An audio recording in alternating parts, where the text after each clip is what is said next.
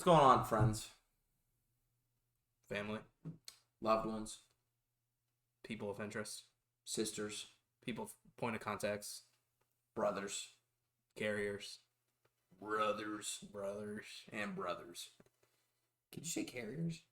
yeah, Carriers, dispatchers. dispatchers. We slang a little freight. Yeah, we're slinging freight. We're slinging freight over here. This episode of Coast to Coast Sports is gonna be just all freight. So what you got to do when the market's low? It's loose right now. It's loose right now. We're definitely low. A lot of freight's getting picked up. There's not a lot of freight going out, so you can definitely drive down those rates. We're getting lanes covered for dirt cheap. Covered and smothered. And smothered, but sometimes we're also not getting as much freight from our customers. Hey, happens. But you didn't tune into the podcast for some freight talk. We could go start on. a freight podcast. We could start a freight podcast. Ease Logistics actually is. I'm not even joking. We have a podcast studio in our new building. I almost name dropped right there. A guy I work for listens to a freight podcast. Use it once. You should ask your boss. Him and I are tight. He likes my dance moves on the dance floor. No big deal. But welcome to another episode of Coast to Coast Sports. I am your host, as always, HVT. To the left of me, you got J Dubs. And behind the scenes, wearing a black Adidas hat. Oh, some would say his tried and true favorite black Adidas I would say so. Got the sweat line. Yes, sir. RS. It's raining. It's raining pretty hard. It's raining. And with that being said, it's raining. The Red Legs game was canceled today. It was, and for tomorrow too. And for tomorrow too. And for those of you that don't know what the Red Legs are the Cincinnati Reds. And the reason I'm bringing up the Cincinnati Reds is it's opening week. It's opening week. It was opening week. We had a little baseball this week. It was the first time since the last baseball was played that we have new baseball being played. Crazy how that works. Crazy how that works. The Astros, defending World Series champs. Everybody starts on a new foot this year. We got new faces, new places. We've got old faces into different places. We got old faces returning. Joey Votto still bangs for the Reds. John's not too much of a fan. First time he missed opening day roster in like 14 years or some shit like that. Kind of crazy. Was unaware of that.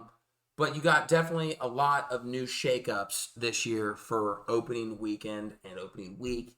We are now in officially the second week of baseball. Baseball is being played. John, are you excited for the season or what? Oh, I'm more than excited. I've already been down to a game this year. Mm-hmm. Not a huge fan of the rules. Gonna say it. We've already hit this hammer on the head. Hate the new rules. Bigger base is cool. The other two can suck my ass. Totally agree. But yeah, I mean, I'm excited for baseball. Gives you something to do for the day. I was looking forward to, maybe putting on the old Red Legs at 12. 30 today.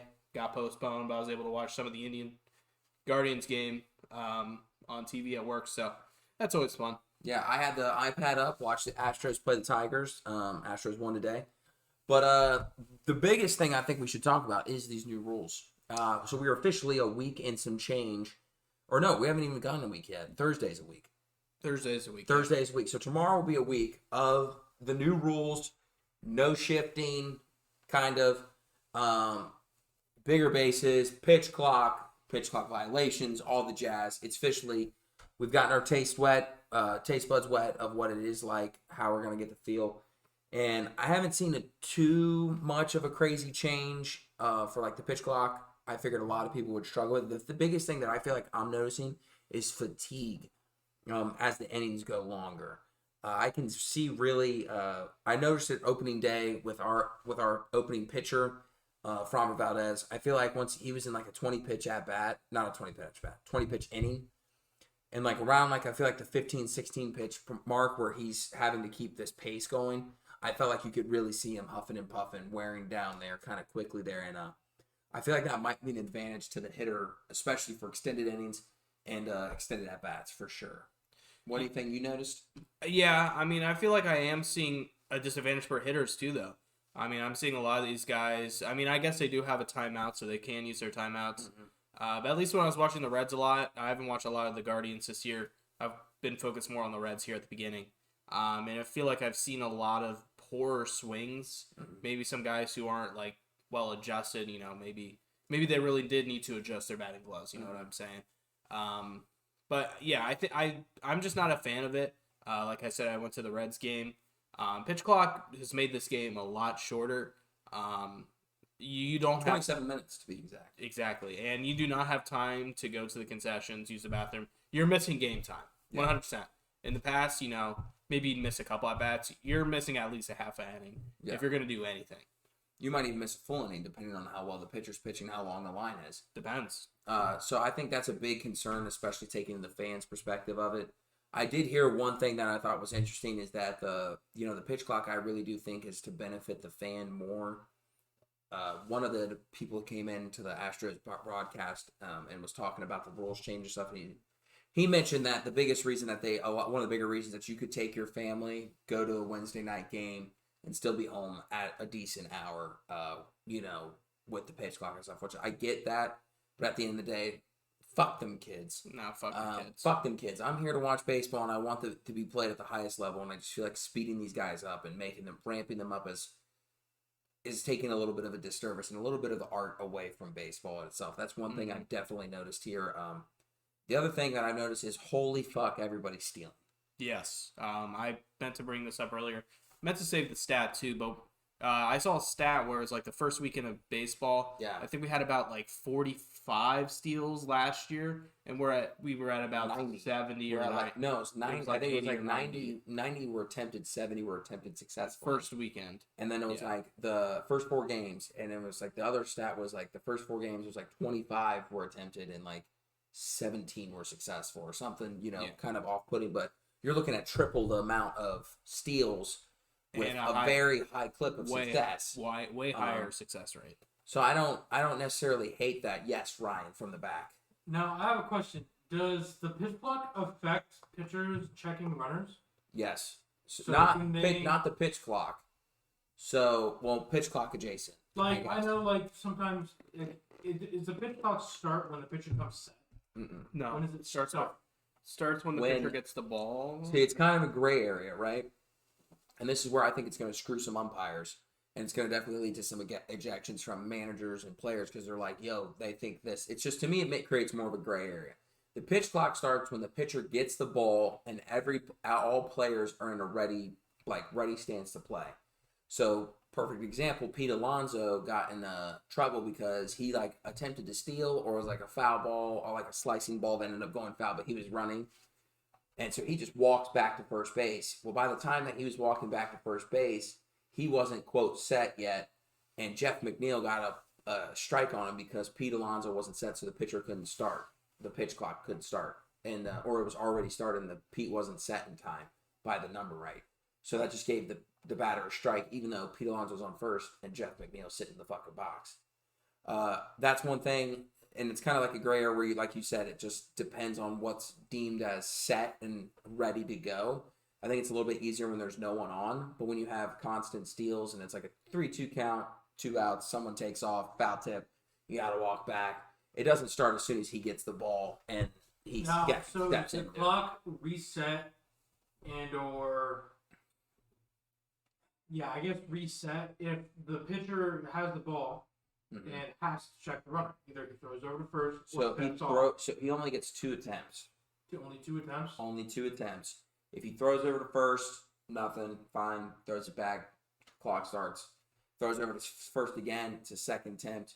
Now, you can throw a third time, but if you do not get them out, it's a balk, and the guy gets second base. I feel like that's another reason why we're going to see so much more steals.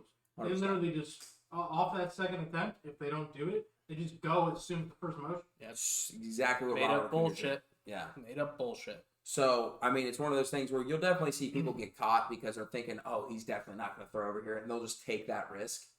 But the way I look at it, too, is it's also kind of an advantage of the batter because you just know, okay, he throws over 2. I feel like the batter's going to go.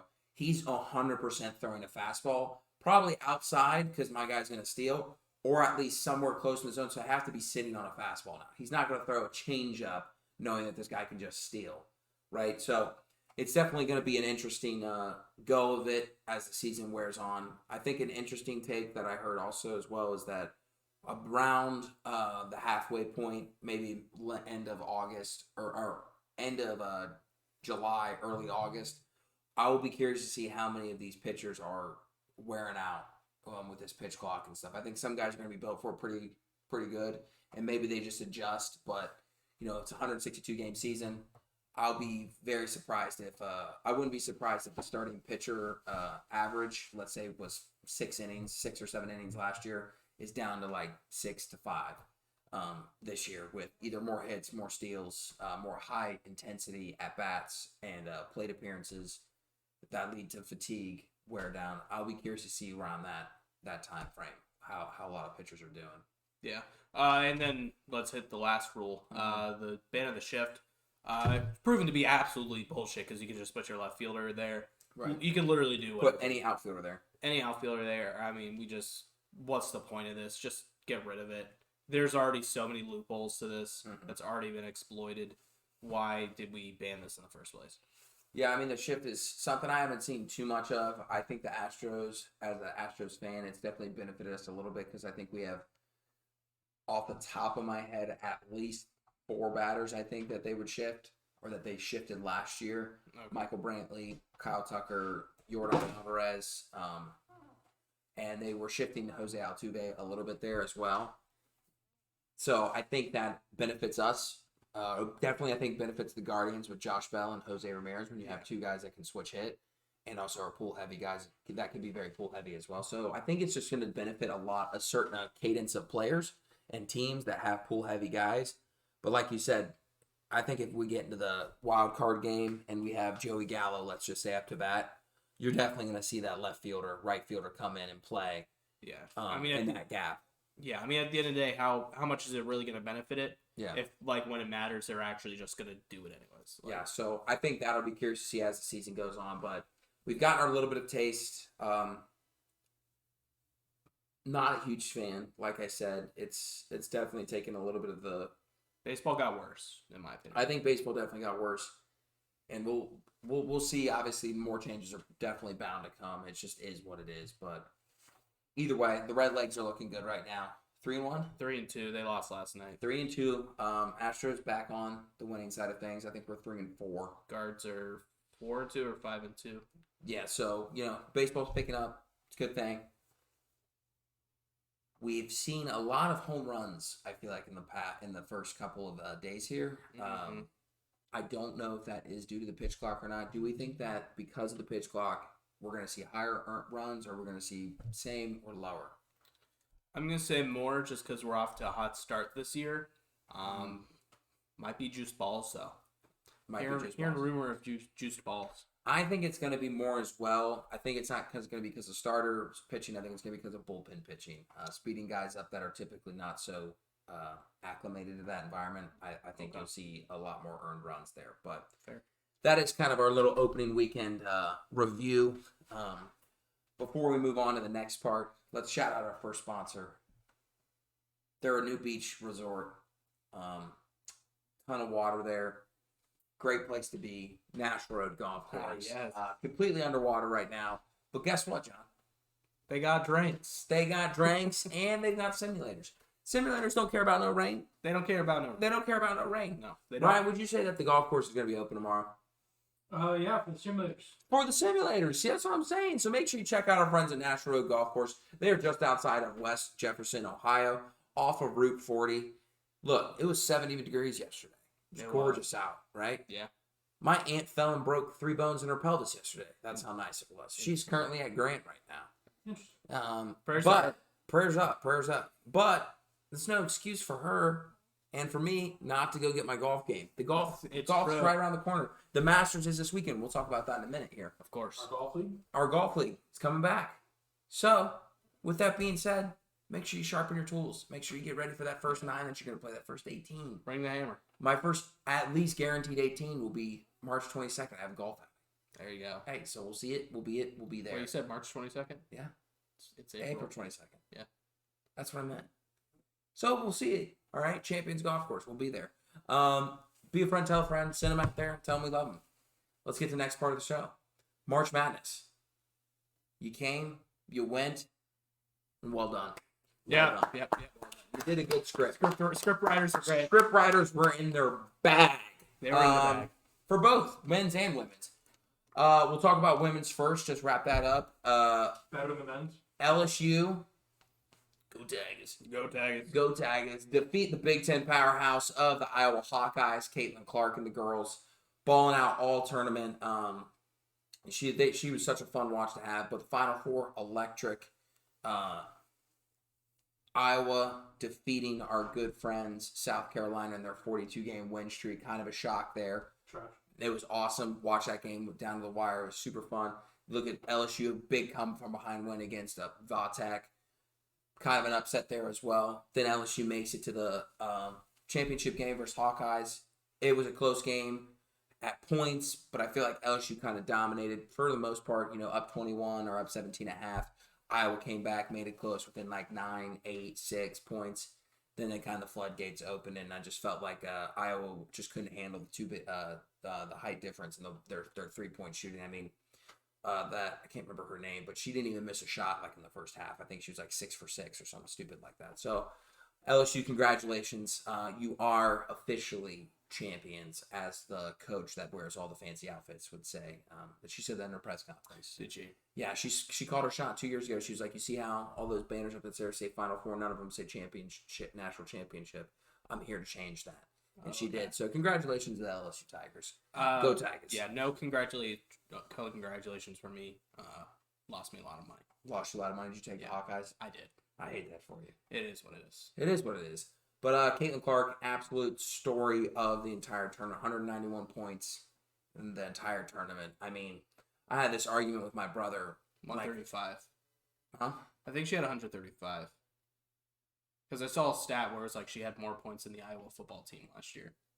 She had more than 135. She had 111 in 3 games. She had 41, 42, 30. Well, Iowa football had 130 points all of last year. Yeah, she had more than 130. I think she had 191 because she passed Cheryl Swoops for most all-time points in the women's tournament. Might have been an older graphic, like a couple days before. Yeah. Oh, maybe it was that many points up into X point where she just passed. She's like she's officially passed Iowa Hawkeyes football this year. And I thought it was funny that Will Compton tweeted, he goes, Iowa Hawkeyes just catching a stray football team catching a stray ball right here. Yeah. I had this argument with my brother the other day, though. I said, to me, Caitlin Clark, in my brief history of watching college basketball, is the top 10, one of the best college basketball players I've ever seen. And I'm not going to say she can, beat Carmelo Anthony one-on-one. I'm not saying that. I'm just saying most dominant. She's unequivocally, without a doubt, the best player on the floor the entire time, the whole tournament. And he couldn't put her in her top 10. I thought that was absurd. I think she's up there. But regardless, men's Final Four, FAU, once again, fucked me. How bad? So hard. So I needed them to lose to Memphis for our money line bet to win, to our parlay to win. Forgot about I also made a separate bet in Vegas on them to lose. And FAU beat Memphis. So that screwed both of those bets. Cost me like $350. Yeah. Then I go, okay. I start looking at. I'm in second place in my mom's work bracket. I'm like, okay, cool. The guy in first place has San Diego State in the championship game somehow, and has San Diego State had San Diego State losing in the championship game. And I go, holy shit, I can win this. I just need FAU to beat San Diego State. The first time I'm rooting for FAU the whole tournament, they fucked me. They fucked you. They fucked me. Damn Owls. So San Diego State, big come from behind win there, beating the FAU Owls. And then you had UConn, who just was steamrolling this entire tournament. Yep. They looked good from the game 1 to the final game. Beat every team by double digits. I think the discourse needs to start being had. I feel like UConn needs to start considered in that blue blood.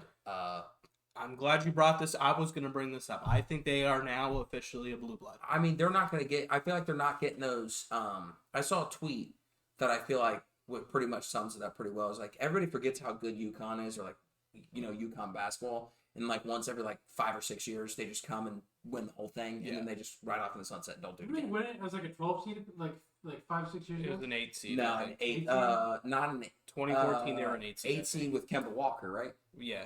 I talk about the one. Wait, was Shabazz Napier was on one of those teams, wasn't he? It sounds right, but I think that was the same year as Kemba Walker, like Cardiac Kemba. I think they beat Kentucky in the championship game, or some shit like that. Something like that. but it's like the same thing. But they have this. I think they have the same amount of national titles as all the other powerhouses do. Duke, they have 5. Duke and Indiana both have 5. I don't know how much Kentucky has. I don't know how much Kentucky has North Carolina 8. does. North Carolina is like somewhere in the 11s to teens. Oh Jesus, really? Yeah, Wow. UNC has a lot. Jesus. Well, regardless, they still have. I feel like they need to start being considered, especially if they can maintain it. That's always the big one. But I mean, Kansas was bad for a long time after Mario Chalmers and their national championship run, which was like 2008. I want to say. They weren't bad. No, they weren't bad. It's just they're not winning a national title. Yeah. So I'm saying UConn, I think, is going to be in that same caliber. I think that UConn needs to start being considered as this blue blood program. I think they are officially a blue blood now. I was Is scrolling. 5 the threshold? I think 5's the threshold, especially since Indiana's at 5. Mm-hmm. And plus, I mean, this is 5 since 90. Like, I was born March 99, and their first tournament win was March of 99 or April, whatever. Yeah. So in my lifetime, they've won 5 national championships. Yeah. So They own a quarter of the national championships in my lifetime. And I mean, I feel like anytime you're 1-5 in that 20-year period, Yeah. that's a pretty good stretch of dominance. I heard a good comparison the other day. I was scrolling through the old TikToks and the Twitters. As you do. Some people from Barstool Sports on the Unnecessary Roughness podcast, it's college football podcast over at Barstool Sports. They compared UConn to LSU football. I feel like that's a pretty good comparison. I mean, they've done it with multiple coaches. They're good. They could be bad some years. Yeah. But they'll when they get there, they'll just fucking win. Mm-hmm. They are the LSU. LSU and UConn are the same. I like the LSU one. I like that comparison. I think That's the closest you're gonna get. I think that is a pretty close one. I think there's one better. I just can't name it. Miami came to mind just because Miami has 5 football titles and UConn has 5 basketball titles. I the would end of put the day, it's a Miami little because different. Miami's been bad my Yeah. entire life, other than that 2002 season. But I don't even really remember that. Yeah. So I think it's kind of hard to throw them in there. I was thinking maybe Auburn. No, because Auburn's only got like 1 title. They're kind of an That's fair. anomaly. Georgia. I would say that's a little different, Mm, especially now. I Fair enough. think it's a little different. I don't hate that. I but think LSU is the best comparison you're gonna get. you wrote. I was gonna say maybe Florida. Florida, that's not terrible. I like They LSU haven't better. been good in the past 6 Yeah. years. So. And they were kind of on a run. Like Florida won in 90. They won their first football title in 96, and then they won 07. They won 06 and 08, and so it's just like it was kind of just like a span there. And I don't know if Florida's really going to get back. Now, if Florida were to win one more football title here in recent years, I think that'd be a good comparison. Mm-hmm. But I think right now LSU's the comparison because you had 03 with Nick Saban. You had 07 with Les Miles, and then 2019 with Coach O. So you just kind of like rotated coaches there, 3 different coaches. Kind of what UConn's doing now. I don't know the UConn coaches, but I know they've been different. Yeah, it's definitely an interesting take. I don't hate that comparison at all. But yeah, no, UConn fucking looked good this year. Very, very good all season, and it was definitely a good tournament to be had. I came in second in my mom's work poll. Our Dart League pool, John came in second as well. Third. So, third? Yeah. No, third. Congratulations, John. Thank you. But outside of that, March, you're always fun. And now the second biggest thing that happens next, in the sports world, I guess you'd call it. Yeah. The next biggest thing, other than like opening weekend and shit. Masters. The Masters is here. The white. Huh? Yeah, You yeah. did. You did. Congratulations. With Purdue winning. Hey, the person that came in second Yeah, at Purdue Purdue. came second to Purdue. Boiler up. If UConn doesn't win, I think the Elite Eight game, Dan wins. So, Masters, the people with the white jumpsuits. Yes, sir. Augusta National. Not National National, right? National. Is it I was National? gonna say one. Is it Augusta National? Huh? Is it Augusta National? Yeah. Yeah. I was gonna say one more thing before we get on all that. Of course.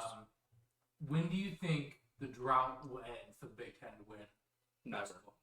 Never. A national championship? Bronny. Ohio State, baby. I mean, I've always, in my entire It's been lifetime, 23 years since Tom Izzo, Michigan State won. I say in my lifetime, the only 3 teams that I think that could do it, based Michigan off was of close. Michigan a few State, times. Wisconsin, Michigan close State, to and be Wisconsin are the only 3 teams I would ever pick out of the Big Ten, just because they have consistent success in March Madness.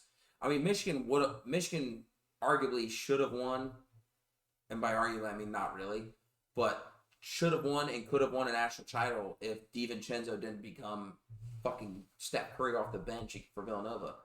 I mean, that game was absolutely insane. They held 2 first-team All-American players to, I think, like 10 to 15 points. Was that game not close though?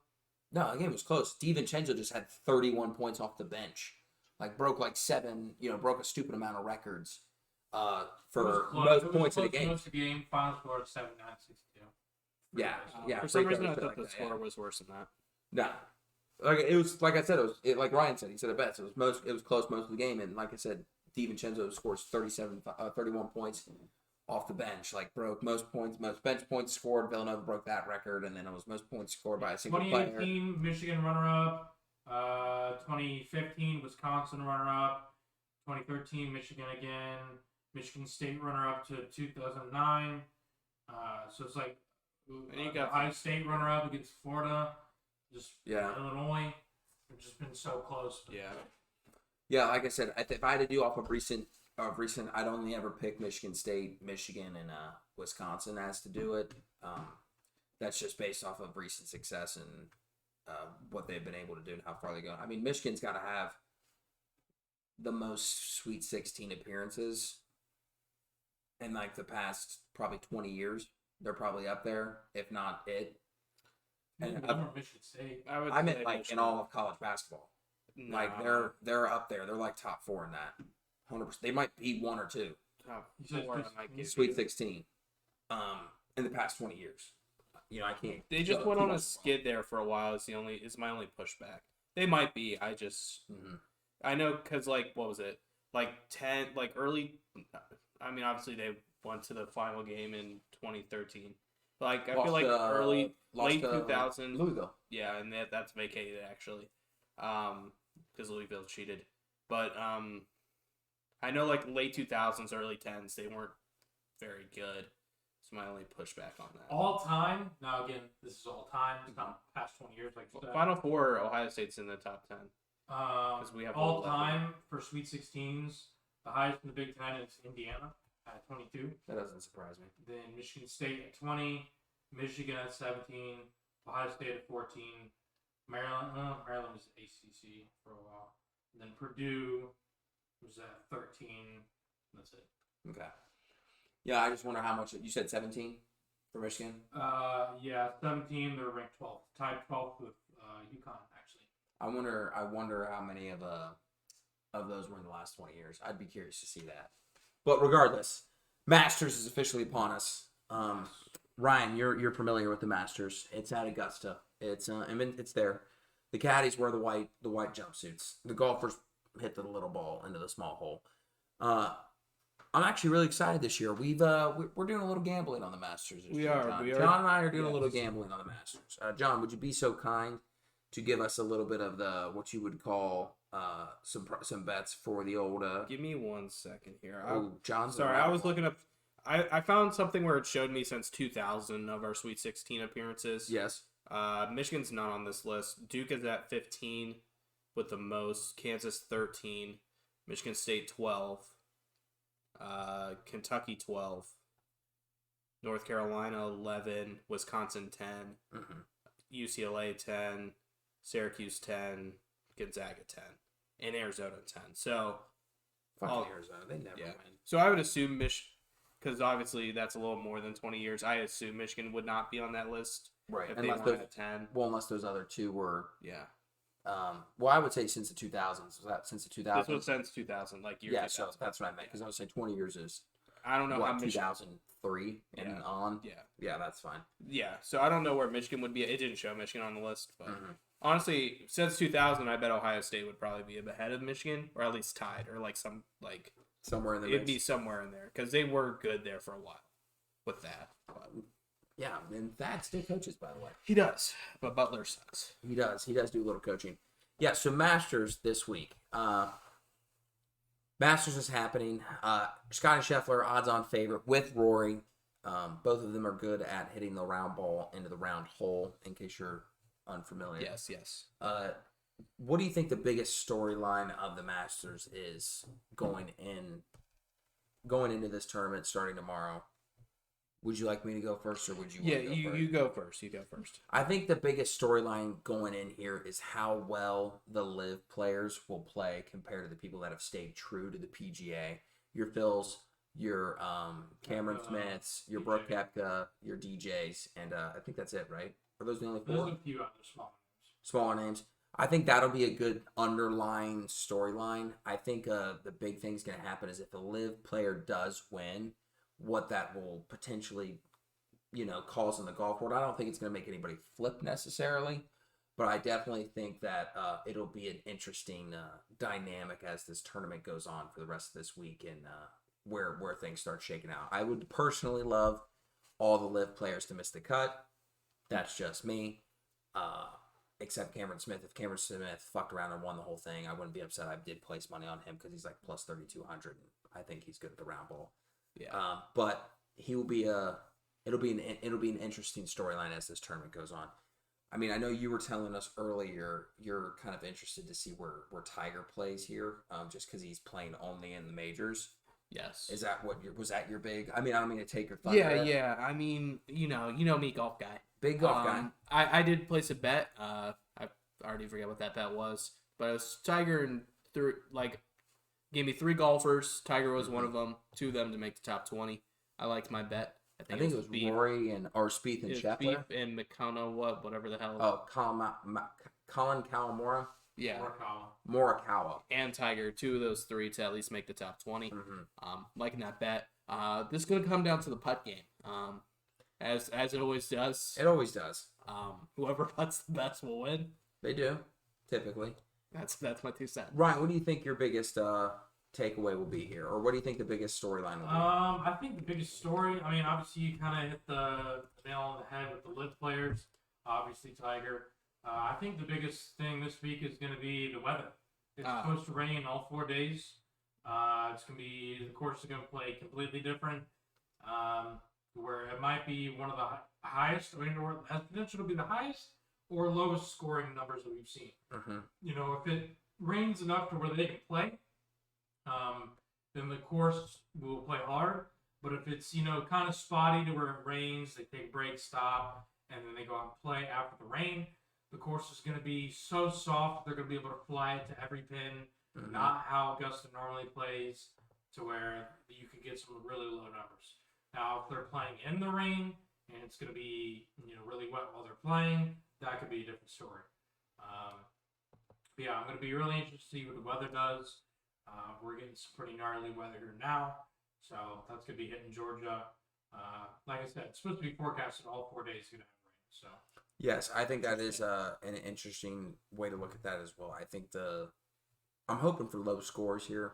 I want Tiger to be able to play at a form of his peak. Maybe not the biggest peak ever, but I will say, though, I did see one of the crazier stats. Did you know that Tiger in 2007? Does that sound right? Is that when did he win the Masters? 2007 or something like that? he's won like 6 of them. So. Yeah, well, there was where he had minus odds. He was minus 125 to win. That's fucking absurd.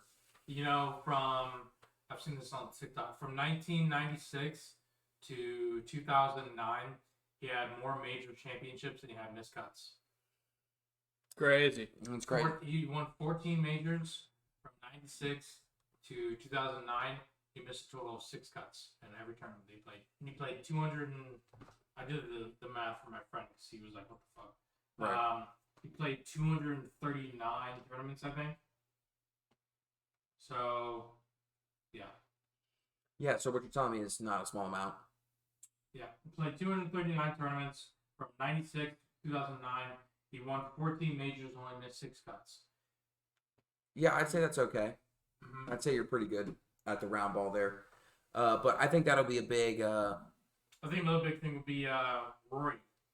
Rory, if he wins, he'll complete the career Grand Slam. One of 5, 6 other players that have done it. So we're pretty much cement him as one of the legends.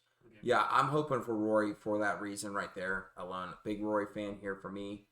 I do think that it is he's to me one of my favorite foreigners. Northern Ireland. Yes. Northern Ireland. Yeah, I typically root for the Americans to win just because, like, with golf, there is no, like, team. But I root for Team USA. You know, like to see it stay home or something like that. Kind of that underlying theme of it. But if I'm going to root for a foreigner to make it, I'm rooting for Rory. He's definitely my go-to typically.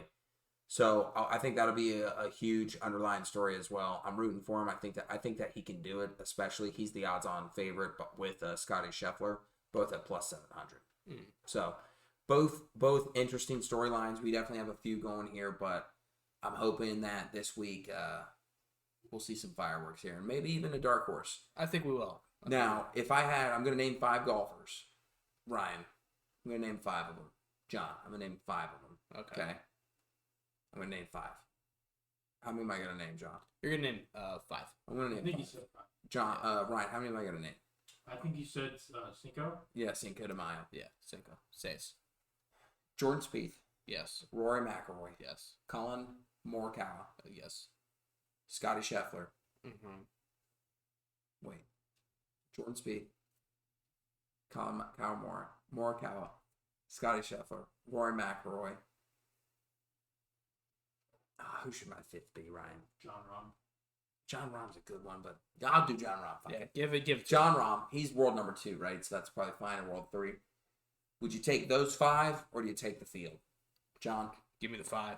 Give you the 5. Ryan? I'd take the 5. I'm going to take the field. I feel like it's one of those ones where it's like too good to be true. There's no way all those guys hit. I'm taking the field. We'll see how it goes. I think this would be a year, especially with the weather. I think this could be a year for someone that's never won it before, or it's like kind of like a dark horse race. I'm rooting for Tiger personally. I'd love to see him win it one more time. Need Scotty to win for me. Need Scotty to win for you. I hope he wins for you, but I also hope my guys win. My bank account needs. See, the thing why I take the 5 is, one, you have 2 past champions in that group, and a couple others that have historically played at least pretty well. Rory last year, I think, finished a couple back from Scotty. Morikawa again. I think last year Morikawa and Rory played together the final round. They both shot like 600-700 together. Yeah. To where the Masters is different than some of the other majors, to where people who have experience of playing well at that golf course will typically always be near the top. That's why Tiger can fucking not play for almost 2 years, come and have more favorite to win than some of the guys that have been playing on tour every week. Yeah. Yeah. I know it's Tiger Woods, but it's just that golf course, because it's the only tournament, the only major that have played at the same place every year, makes it, have a lot more experience to do with just playing in like the U.S. Open, switch courses. Yeah, I think that's honestly a fair point as well, especially when you kind of put it like when you put it like that. I would say some would say as when you put it like that. A few would say that. Yeah. Some would say. John, would you say? I would say yeah. I would say as well. All right, well, let's get to the wrap up of the show here. Ryan's 2-minute drill will be next, but let's go ahead and do one last thing before we get going, and before we do it, let's shout out our other sponsor, name Pete Abilities. I don't know, John, you seem familiar with Pete Abilities. I've dabbled with them a few times. You've dabbled a few times. I've dabbled with them several times.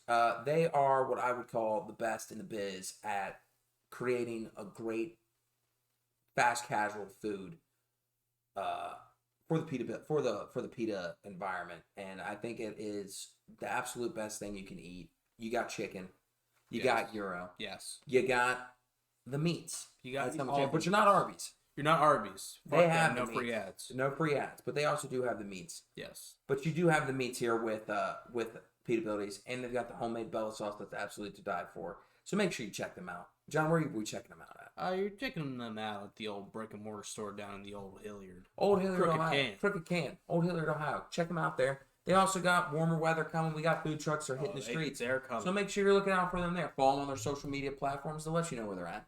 We'll let you know where they're at. So be a friend, tell a friend, let them know, and hopefully we can get some Pete abilities here soon, John. I miss you. So it's been a while. It's been a while. So let's get to the next part here.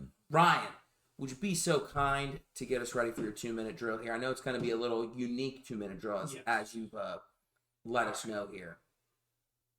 Feel free to give us kind of the ground rules or what we're looking at here when you get a second. So this 2-minute drill is going to be centered around the class of 2023 Basketball Hall of Fame. Is it? So The good old Basketball Hall of Fame. Okay. Got the graphics up here. What are your guys' thoughts? So for when it comes to, players wise, you got Pau Gasol, Dirk Nowitzki, Dwayne Wade, Tony Parker, and then who's that? Becky Hammond. Wait, who's the chick? Becky Hammond, she's the coach of the Las Vegas Aces as well. Oh, I forgot it's the basketball. Not the NBA. It's not just the NBA. It is the basketball. You got a couple coaches in there as well. Greg Popovich. I'm assuming. I think we also have the women's Olympic team, but you also have 76. Jim Valvano, which surprises me that he's been. Yeah, he's I not. kind of saw it too. I was like, huh? Yeah. Yeah. I'll be honest. I'm not sure who some of the older guys is other than Jim. Yeah. I'm not. I think Gary looks somewhat familiar, but I don't know him off the top of my head. I'd have to give him a Google. But I would say this is definitely going to be one of our more heavily, what you would say, stacked classes. I think at least 3 of those guys that are playing, I can't speak too much to Becky as, no disrespect. I can't speak to her so much, but I can guarantee at least 3 of them for sure should be first ballot Hall of Famers. And I believe 2 for certain are, and Dirk and Dwayne, because they both retired at the same time. Tony, I can't speak and say that he was a first ballot, but he's my 3rd. I think should absolutely be a first ballot Hall of Famer. Yeah, this is a top 5 class. I don't know if I'm ready to put it at 1 yet. Yeah. I think I'd like to see some other classes dig a little deeper, see my research. Mm-hmm. But I bet this is a top 5 class of all time. I think this definitely will be up there, and it's definitely one to see, especially when you grew up. I mean, this is right here in my wheelhouse of growing up and watching the NBA. Pau Gasol balling with the Lakers. Tony Parker absolutely crushing my Heat team in the 2014 NBA Finals. Dirk crushing my Heat team in the 2011 Finals, crushing all my hopes for a 4-peat. But that's okay. And same thing with Greg Popovich. But he's definitely all-time. I think he's the all-time winningest coach in NBA history, too. So he's definitely well-deserved as well. But this is definitely a top 5 class for me. Ryan, what do you think? Yeah, I definitely could throw it up there. I mean, just with Popovich alone, he's one of, if he not greatest, maybe behind Phil Knight, or not Phil Knight, fucking Phil Jackson. Phil Jackson as the greatest all-time coach in the NBA. Yeah, I mean he'd be number 2. I think Pop has 5. Obviously, Phil has 9. 9 as a player, 9 as a coach, 2 as a player, so 11. But he would definitely be in that list for certain. So, I think that's definitely one of the classes to be remembered for sure. It goes down all the time. But that pretty much wraps up the episode this week. We'll be back next week. Maybe. And we'll see. We'll see. I mean, a plane could crash and kill us all. I hope not. I hope not, too. Murphy's Law. What can happen? Well, yeah. So fucking true. Knock on wood. I don't have to go to work tomorrow. You'll be dead. Because I'll be dead. So, yes. Be a friend. Tell a friend. Thank you for hanging out with us. John, you got to say to people before we let him go? UConn is a blue blood. UConn is a blue blood. Ryan, you got to say let it go? Shout out the best 2-3 week stretch of, sports. Not true. Time of the year. Not true. It's coming up. This is it. I mean, we're in the thick of it. We're in the thick of it. Yeah. Into the thick of it. Yes, I completely agree with my good friend Ryan here. Shout out NBA playoffs. It's coming. We're going to talk about it next week. So we'll see you next week. Be a friend. Tell a friend. We love you. Thanks for hanging out with us. We'll see you next time. Peace.